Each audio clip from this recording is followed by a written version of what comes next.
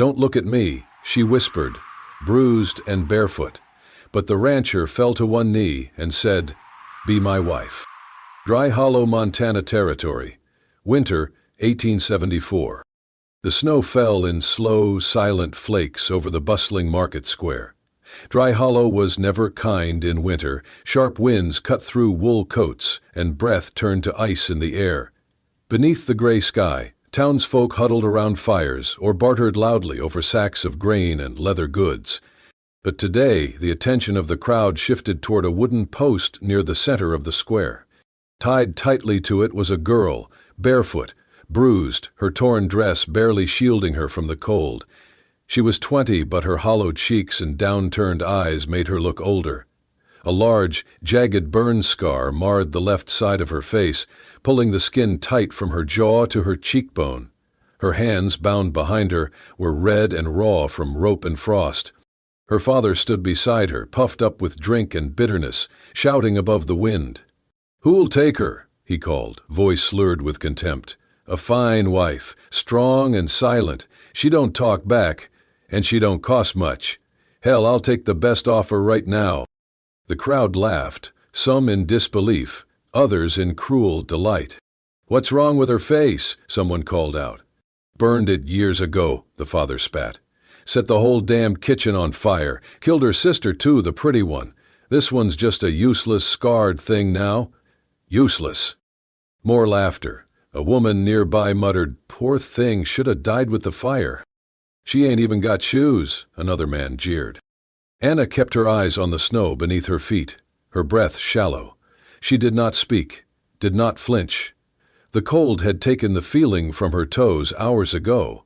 Her hair hung in frozen tangles, and her lips were cracked with blood. Then came the sound of boots, slow, deliberate, not rushed like the rest. Spurs clinked softly with each step. A man approached through the crowd. He wore a long wool coat lined with fur, dusted white at the shoulders. A wide-brimmed hat shielded his face, but when he raised his head, the hush in the square was sudden. His eyes were calm, steady, and, unlike the others, he did not sneer. He looked at the father first. "How much?" he asked plainly. The father blinked. "You serious?" The man did not answer. Instead, he reached into his coat and tossed a small leather pouch to the ground. It landed with a heavy clink of coin. The father scooped it up, fingers shaking greedily. "She's all yours." The man nodded once and stepped forward. As he untied the ropes from Anna's wrists, she swayed slightly but did not fall. Her skin was mottled with bruises, wrists rubbed raw. She pulled her hands close to her chest, still refusing to meet his eyes. He crouched, reaching toward her gently, but she turned her face away, her voice hoarse and barely audible. "Don't look at me." He froze for a breath. Then, without a word, he shrugged off his heavy coat and wrapped it around her shoulders. The wool was warm, lined with thick shearling. It hung down past her knees, swallowing her frame. He did not touch her face, did not flinch, did not stare. Instead, he dropped to one knee on the floor, leaning forward, his voice soft and sure. "You're beautiful. Be my wife." Anna stood still, her breath catching in her throat. For the first time, her fingers stopped trembling. Her eyes, wide with disbelief, flickered toward his, but only for a second. The crowd had gone quiet.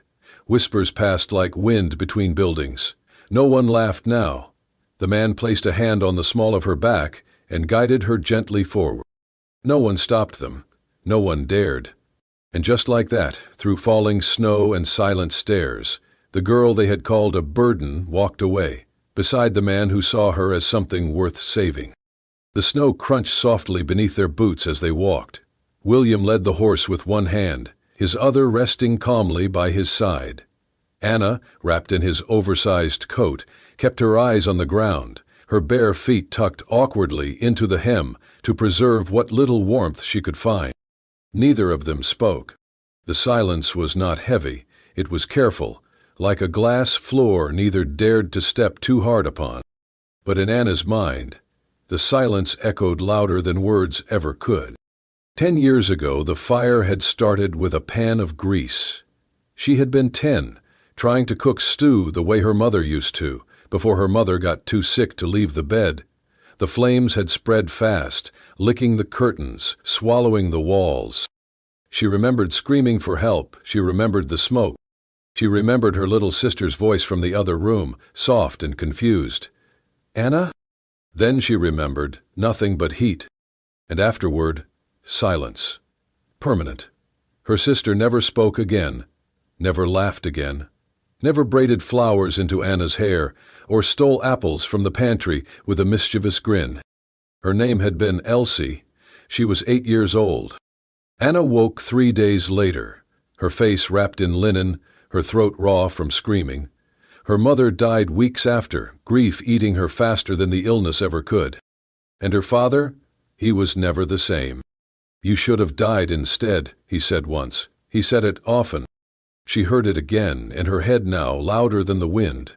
The way he looked at her, year after year, like she was a broken tool he could not throw away but never wanted to use.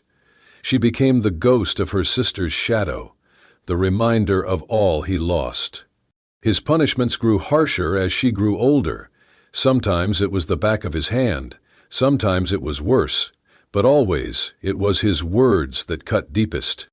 "Scarred and stupid, no man will ever want you. You were born cursed. Even fire tried to take you. Should have let it." Those words lingered in her bones, etched deeper than the burn on her skin. Today had been the final blow. Tied to that post, her shame on display. And yet, the only thing worse than the crowd's laughter was the sound of coins clinking in her father's hand as he sold her like a mule. She swallowed hard and glanced up at William. He had not asked her name, had not questioned the scar. He walked beside her now in silence, glancing ahead as if the world behind them held no meaning. But Anna's thoughts were not silent.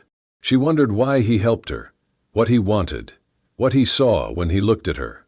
She wrapped the coat tighter, pulling the collar up to her cheek. The burn stung in the cold, a reminder that it would always be there. She turned away slightly, avoiding his gaze, though he was not even looking at her.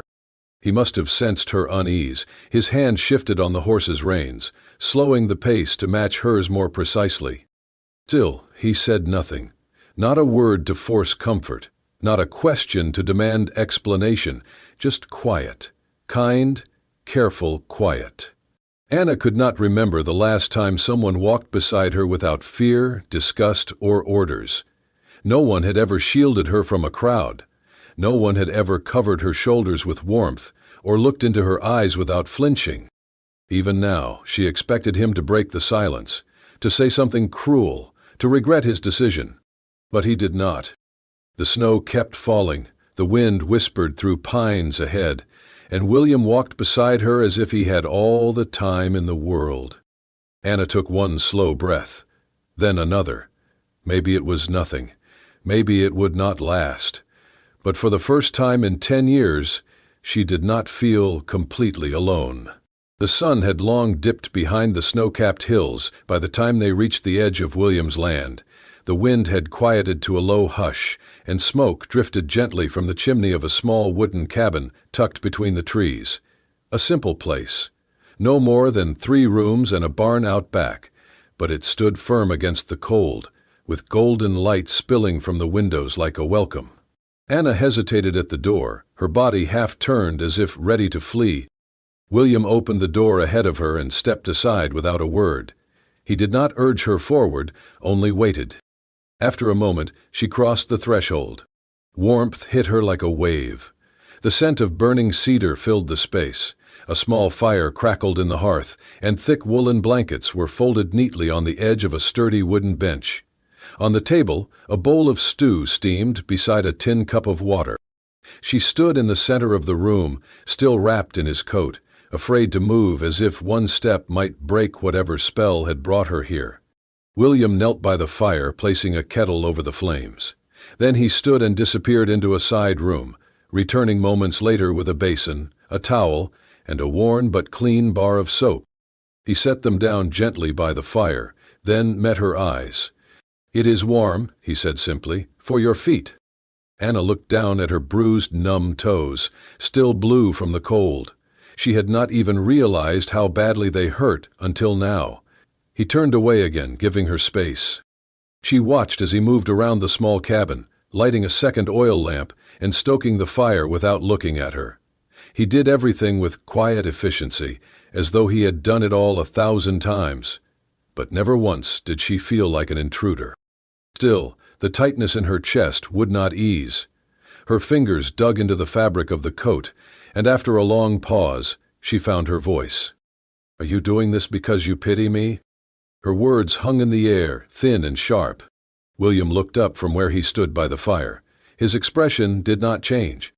"No," he said. "I am doing this because you deserve to be treated like a person." And a blink. The simplicity of it cut deeper than any elaborate kindness. No one had said anything like that to her, not since her mother died. Not in 10 years of being spoken to like a curse, a mistake, a burden. She tried to speak again, but her throat tightened. Her knees gave out before she realized she was falling. She dropped to the wooden floor beside the fire, the coat pooling around her, and covered her face with both hands. The tears came fast, hot, silent, uncontrollable. It was not just the fire in the hearth that warmed her. It was the words, the room, the absence of judgment. It was William's back turned respectfully as she wept, not out of shame, but because he knew what dignity looked like. For the first time in years, Anna cried not from pain, not from fear, but because someone had looked at her. Not as a burden or a body to be bought, but as a human being. Outside, the wind shifted direction, whistling softly against the shutters. Inside, in a cabin lit by firelight and fragile beginnings, a scarred girl let herself fall apart, just enough to begin stitching back together. The days passed slowly, softened by routine. The snow outside the cabin thickened with each morning, but inside, Anna began to move through the space like she belonged, not quite with ease, but with growing familiarity. She learned where William kept the dry wood, how he liked his coffee black, how the chestnut mare in the barn responded best to a gentle voice. She cooked when she could, swept the floor, fed the chickens. Little things, small, steady things, that reminded her of who she used to be, before the fire, before the shame. But still, she avoided mirrors. And still, she avoided William's gaze. He never forced her to speak, never asked for more than what she gave, but she caught his eyes on her sometimes, quietly, cautiously, like he was studying a fragile map. She hated that it made her heart race. One morning, as the sky outside shifted from gray to pale blue, Anna stood at the wash basin beside the fire. Her scarf had grown damp, so she removed it to dry, thinking William had gone to the barn to check on the animals. She dipped her hands into the basin, rubbing warmth into her fingers. Behind her, the door opened. She turned just as William stepped inside, boots heavy with snow. He stopped mid-step, startled to see her without the scarf. Their eyes met, and in that half-second, everything froze. Anna's breath hitched. Then her expression twisted, panic rising like a flood. "Do not look at me like that," she snapped, her voice shaking. William's brow furrowed, confused. "Like what?" "Like the others," she said, backing away. "Like I discussed you." He stepped forward instinctively. "Anna." She raised her hand between them, trembling. "You are just like them. You stare and flinch and pretend not to. You said I was beautiful, but you were lying." "I did not lie." "Yes, you did," her voice cracked. "You looked at me, really looked, and now you see what they all saw." The burn scar was angry and red in the firelight, a jagged reminder that refused to fade. Her whole body trembled, not from cold, but from fear. Fear that the one person who had shown her kindness would finally turn away. William said nothing. He closed the door behind him, slow and calm, then stepped toward her, one measured step at a time. She backed against the table, heart pounding in her throat. "I said, do not look at me," she whispered again, softer now, pleading. But he did. He stopped just in front of her, eyes locked on hers, not on the scar, not on the pain, just her. And then, gently, he lifted one hand. Anna flinched, but his touch was warm and steady as he placed his palm against the side of her face, his thumb brushing the curve of the burn. "I am not afraid," he whispered. His voice held no pity, no revulsion, only quiet certainty. "This scar does not make you ugly. It proves you survived." Tears filled her eyes before she could stop them. She shook her head once, confused, disbelieving. "Why would you say that?" "Because it is true." Then, with no urgency, no force, he leaned forward and pressed a kiss to the scar. Not her lips, not her hand, but the place she hated most, the place she had hidden from the world for 10 long years. Anna gasped softly, the world tilting beneath her. No one had ever touched that part of her without flinching. No one had ever dared kiss it, as if it deserved affection instead of shame. She could not speak. William stepped back, not asking for anything, not expecting a response. He simply turned away, moved to the fire, and added another log. Behind him, Anna touched her cheek. The place still burned, but not from memory. It was something else entirely. It was a quiet morning when the peace broke. Anna was feeding the chickens, her scarf pulled low against the wind, when she saw the dust rising on the road. A wagon, pulled by 2 horses, creaked into view, followed by the dark, hunched figure of a man who had no place in her new world. Her heart dropped into her stomach. She turned and walked quickly toward the cabin. William met her halfway, sensing something wrong in the tension of her shoulders. He looked past her and saw the man climbing down from the wagon with heavy boots and heavier breath. Anna's father. He did not wait for invitation. He stomped toward the porch, eyes full of contempt, voice already raised. "There she is," he barked, hiding like some kept thing. "You got her dressed up like a wife now, cowboy?" William said nothing. His hand rested calmly on the railing. The old man turned his gaze on him. "She's my daughter. I got every right to take her back. Unless, of course, you are willing to pay what she's worth." William's jaw tightened. "I already paid you once," the man sneered. "That was before I knew she would be living in a warm cabin with hot meals, before I knew she'd be some man's little prize. She ain't free, you know. You want to keep her, you pay more." William was silent for a long moment. He looked at Anna. Her eyes were wide, terrified, not of being hurt, but of being traded again.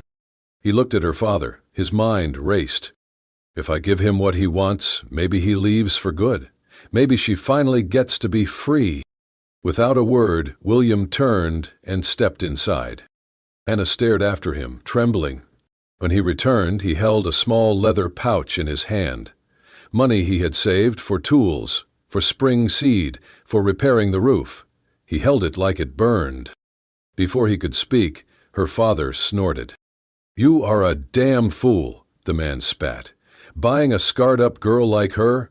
Hell, you'd get more value from a lame horse." Then he leaned forward and hissed the words that split the cold air in half. "You take her in like that, cowboy, and you might as well be dragging trash into your home." The silence that followed was colder than the wind. Anna gasped. Her hands covered her mouth. William's expression changed. Calm, replaced by fire, his eyes dark as storm clouds. He stepped forward, slow and deliberate, until he stood face to face with the man. Then he said, clear, firm, and without a tremor, "She is not trash." He tossed the leather pouch to the ground, coins scattering across the snow. "She is the woman I chose, and no one, calls her anything less than what she is." The man blinked. William stepped closer. "You can take your insults and get off my land. And if you ever come back, it will not be a conversation next time." The crowd had started to gather at the edge of the yard, neighbors, townsfolk, passers-by drawn by the noise. No one laughed, no one moved. Anna's father looked at their faces, saw the stillness, the judgment, the realization that the power he used to carry meant nothing here. With a snarl, he backed toward his wagon. "This ain't over," he growled. "You'll regret this, both of you." He climbed into the seat, yanked the reins hard.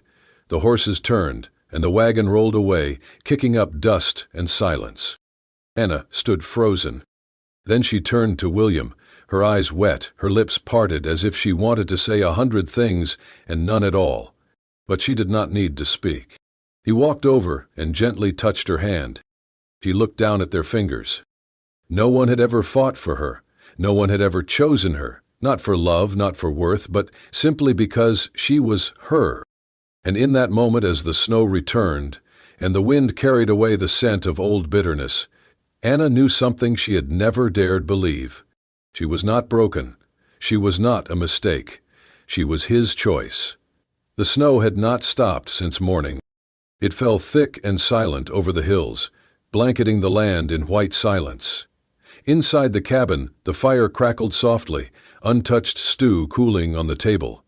William called her name once, then again, louder this time. But Anna was gone. He rushed outside, the wind slashing at his face. Her tracks were faint, but there, leading down the path toward the river. Barely visible in the thickening snow, but enough. He followed them without hesitation. Anna walked with her arms wrapped tightly around herself, every step heavy, as if the weight in her chest had finally reached her legs. She did not know where she was going, only that she could not stay.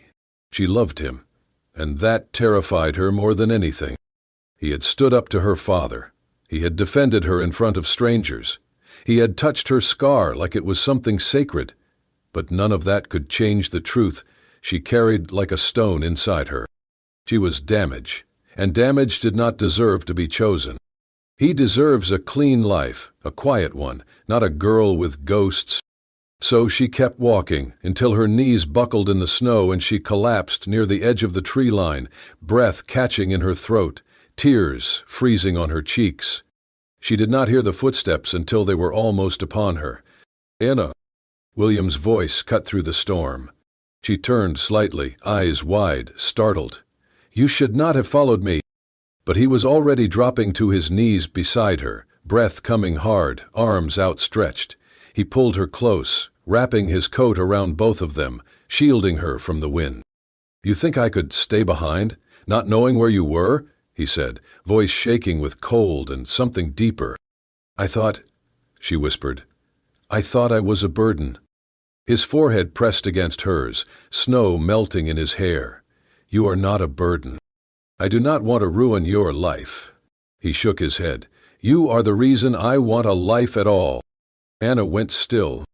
Then he reached into his coat pocket and pulled out a small silver ring, worn, smooth, shaped by time. "This belonged to my mother," he said quietly. "It is the only thing I have left of her." He slipped it gently onto Anna's finger. "I want you to have it." She stared at the ring, too stunned to speak. "This is not pity. This is not guilt. I am not saving you, Anna," he said. "I am choosing you." Tears welled in her eyes, not from sorrow, but from the unbearable weight of hope. "I do not know how to do this," she whispered. "I have never been loved before." "Then let me show you." He kissed her forehead, slow and certain, his hands warm despite the cold. And for the first time in her life, Anna let herself believe that maybe, just maybe, she was allowed to be loved. The storm had passed, but the wind still whispered of something coming. William stood on the porch, sharpening a knife with slow, methodical strokes. Inside, Anna was kneading dough, her sleeves rolled to the elbows, humming softly under her breath, something light, something new. Then came the sound. Hooves. Wheels. Shouting. William dropped the knife. Anna stepped to the window just as the wagon creaked into view, larger this time, pulled by 4 horses. At least 5 men rode with it, their eyes bleary, their mouths twisted in drunken delight. And leading them, as if he had never left, sat her father. He dismounted before the wagon stopped, stumbling slightly but grinning, as if he were about to collect on a debt. Anna stepped back from the window, blood draining from her face.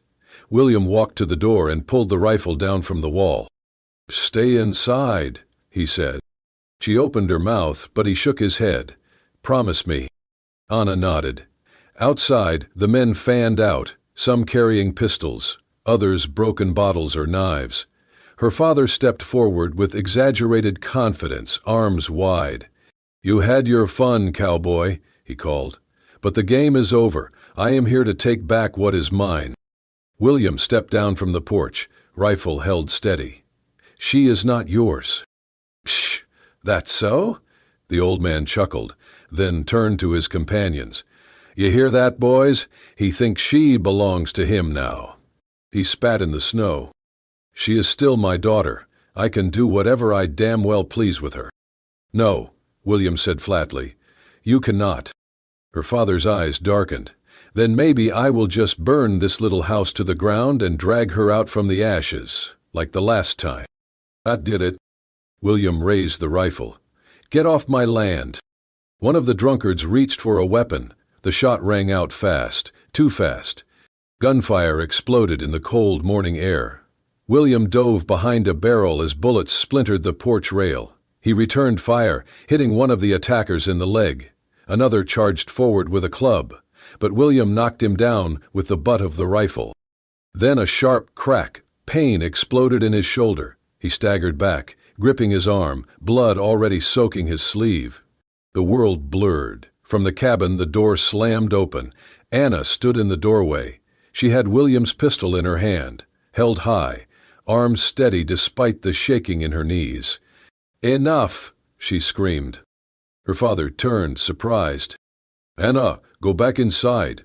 She stepped down the porch steps, moving past William, who tried to grab her but stumbled. "Stay out of this," her father barked. But she did not stop. For the first time she looked him in the eye, not with fear, not with shame, but with something fierce. "I am not the scared little girl you beat into silence." She cocked the pistol. "You do not own me." He laughed, but it cracked. "Put that down. You do not have the spine." She took one more step. "Try me." The wind went still. Then something broke in her father's face. His bluster cracked. He looked at the girl before him and, for the first time, did not see something weak. He saw a woman who had been forged in fire and survived. He took a step back, then another. "Crazy bitch," he muttered. Then he turned and climbed into the wagon. "Let's go," he barked at the others. The remaining men, wounded or winded, limped after him. Within minutes they were gone, disappearing over the ridge, swallowed by the silence they had tried to destroy. Anna stood still, breathing hard. William, still crouched beside the porch, looked up at her with pain in his eyes, but pride, too. She turned to him and dropped to her knees. "You are bleeding." He smiled, even as he winced. "You should see the other guys." She laughed, a breathless, stunned sound. Then carefully she helped him inside. And with the door shut, the noise behind them fading into memory, Anna felt something shift inside her. She had stood up, she had fought back, and for the first time in her life, she had won. The seasons turned. The snow melted into spring, and spring gave way to golden fields and warm winds. The trees stretched their arms again, and grass returned like an old song remembered. The cabin, once a place of hiding from storms and sorrow, began to change with them. It breathed differently now. It echoed with laughter in the mornings, quiet humming in the afternoons, and firelight reflections on the walls at night. Anna bloomed slowly, like the wildflowers that lined the fence William had built with his bare hands. Healing did not come all at once, nor did trust, but little by little her steps grew lighter. She began to meet her own reflection, without looking away. Some days were still heavy, shadows tugging at her confidence, but they did not hold her like before. And William never rushed her. He matched her pace without question, without complaint. Each morning he would take her hand and lead her out to watch the sunrise. He built a bench beneath the oak tree behind the cabin, carved her name into the grain like a quiet promise. He taught her how to shoot with calm hands, how to ride with the wind in her hair, how to let herself laugh without apology. Then one evening, her voice barely above a whisper, she told him, "I'm with child." He did not speak, he knelt. His forehead pressed gently to her belly, arms encircling her with a reverence that shook her to the core. From that night on, he placed his hand on her stomach every evening, whispering stories and promises into the growing life inside her. "You are going to be so loved," he would murmur. Anna would lie beside him, her hand resting over his, tears sometimes slipping from her lashes, not from fear, but from the unfamiliar weight of peace. When the day came, it came fast. Rain slammed the windows, thunder rolled across the sky. William moved with quiet urgency, boiling water, wrapping blankets, never leaving her side. He held her hand through the waves of pain, wiped her brow, and whispered, "You can do this. You already survived worse." Hours passed in aching blur, then silence, then the softest cry. William's hands trembled as he lifted their child, small, red, and breathing in the world, and held the baby against his chest. Anna watched, eyes flooded. When he turned to her, voice breaking, he said, "You are more beautiful now than the day I met you." He lowered his forehead to hers, their baby cradled between them. "You are my miracle." Anna laughed through tears that tasted of joy. Days later, with the baby asleep in the cradle William had carved, Anna stood before the mirror. The scar was still there. It always would be. But now it was not the first thing she saw. She saw strength. She saw love. She saw home. Behind her, in the mirror's reflection, stood a man who looked at her like she was made of light. She turned to him. "Thank you," she whispered, "for always seeing me the way you do." Then, resting her hand gently over his heart, she added, "For never looking away." In a world where scars are seen before souls, Anna and William chose to look deeper and love harder. Their story is not just about survival, it's about redemption, devotion, and how even the most broken heart can become a home. If this story touched you, let us know in the comments. What would you say to someone who's forgotten how worthy they are of love? And if you believe that love, real, raw, and healing, can bloom even in the harshest places, hit that like button, subscribe to Wild West Love Stories, and ring the bell so you never miss a tale from the heart of the frontier, because out here, where bullets missed but hearts didn't, love always finds its way home.